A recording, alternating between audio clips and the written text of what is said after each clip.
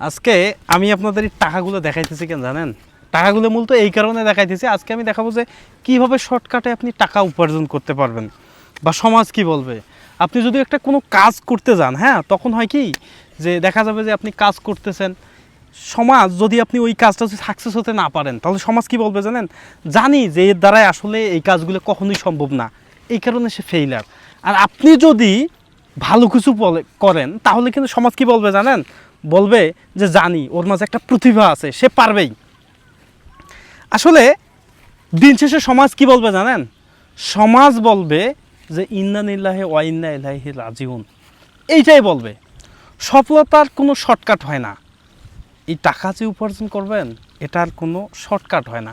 আর টাকাগুলো কেন দেখাইলাম জানেন? এটা হচ্ছে ফেসবুকের পেমেন্ট আমি পাইছি। ফেসবুকের পেমেন্ট আজকে আমি পাইছি, ডাচবাংলা ব্যাংকে আজকে দিছে, হয়তো বা সবাইকে আজকে আমি পাইছি।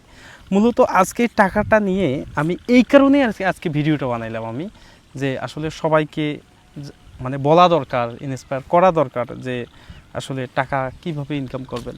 আসলে ছোটোখাটো ফেসবুকে ভিডিও দিয়ে কিন্তু ইনকাম করা যায়। হ্যাঁ, অনেকে অনেক কথাই বলছিল আমাদের এলাকার যে কী সব এসব করে, হ্যাঁ পারভেজ এসব কী করে, সে ভিডিও বানায়, হ্যাঁ বিভিন্ন রকমের কথাবার্তা বলছিল আর কি।